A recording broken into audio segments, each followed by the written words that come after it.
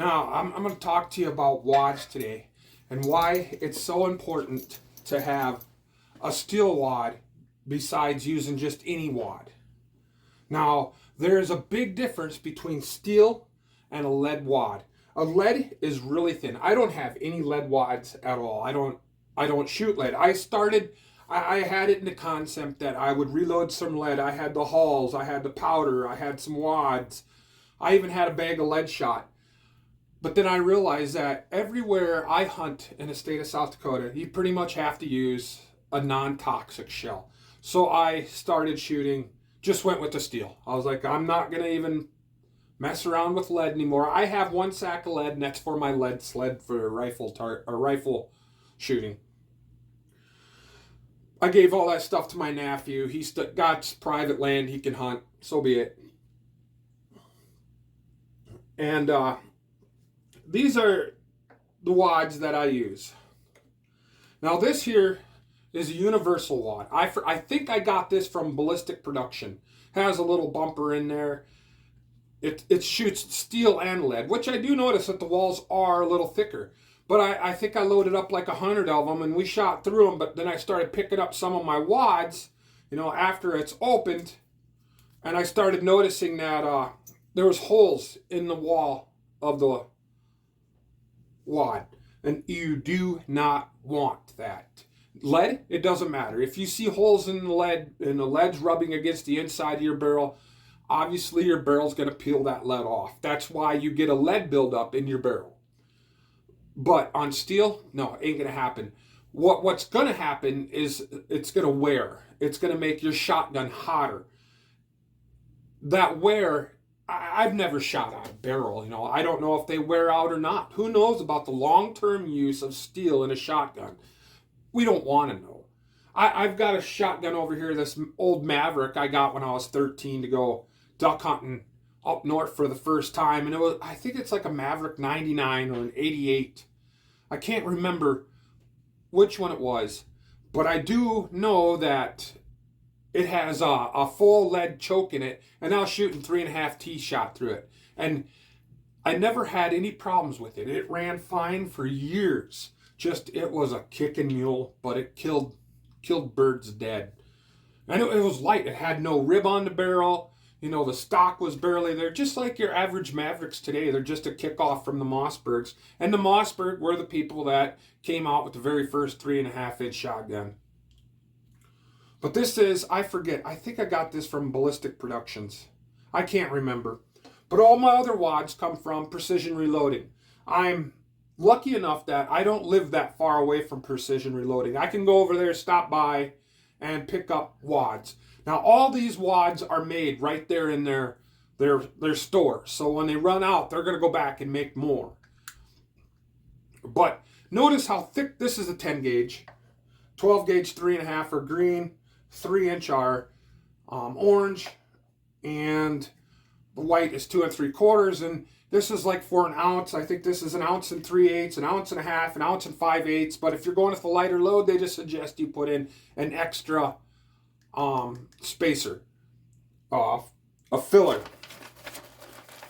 wad,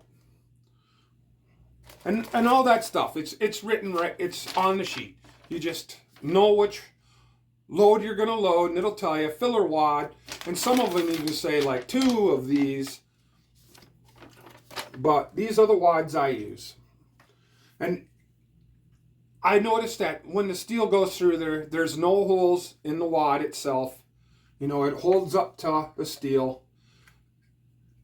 And the weight of the shell, I'm not changing. I want most BBs I can have in a shotgun. I want more shot in my shot to make it there. And the more you have, the more, how can a 410 hits just as hard as a 12 gauge. But that 12 gauge or 10 gauge, that 10 gauge is going to have 1.5 ounces, and that 410 is only going to have 1/2. Maybe. So I use all precision wads. And if you go on their website, you can order them right there. They'll send them to you. You can pick them up. But they're a decent wad. They seem to hold everything until it gets out of the gun. There's no massive wear. there's no holes in the wad walls, and that's what matters. Because steel on steel, if you would continuously keep shooting and your steel BB is poking a hole through the wad wall and rubbing on the inside of your barrel, you're going to have problems. All that shot is being smashed to the back of the wad when it goes out. And that wad, when it comes out, is going to catch the air and release your shot. But if that BB is breaking out of that, this is pretty much just like a lube patch. It's not lubricating, but it's a buffer between your barrel and the shot. And when it comes to steel, that matters. Again, steel on steel. It's nothing good. Usually you have a bearing or you have some kind of grease.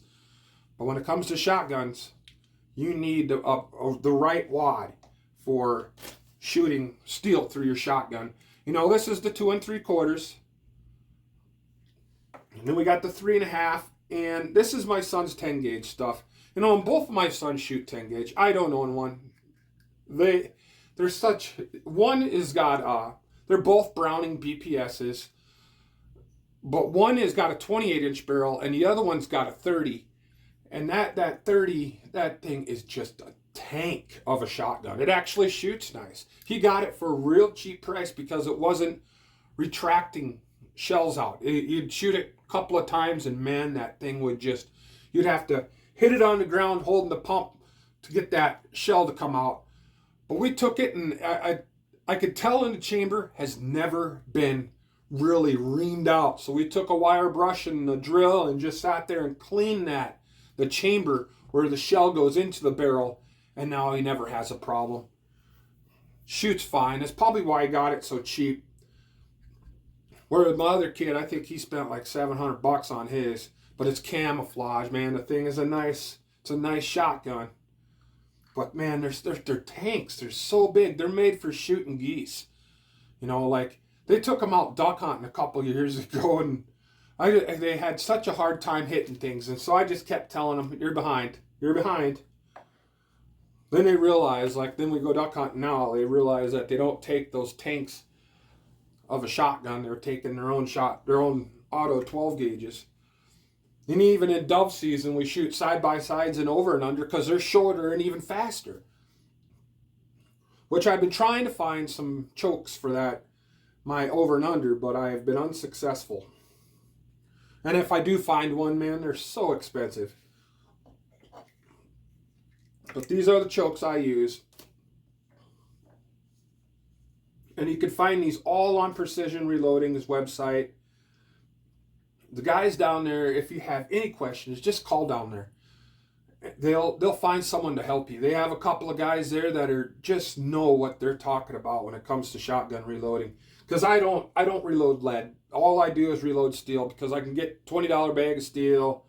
The powder is powder. I'm happy that I got like 8 pounds of it before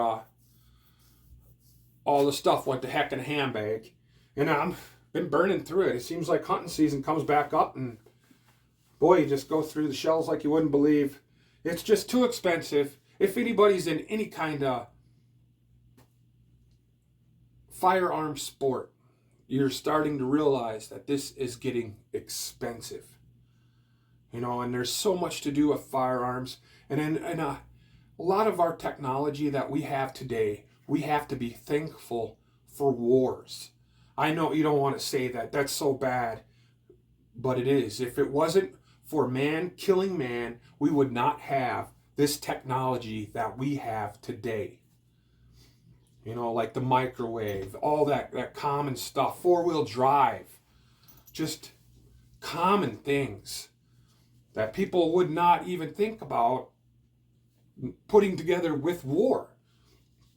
War is what made our technology go farther and faster because you had to be better than the next country. That's it. Just wanted to talk about wads for a little bit. Make sure you get steel wads if you're shooting steel shot. I got my big dog. Hey. My retriever and my herder. Thanks for watching.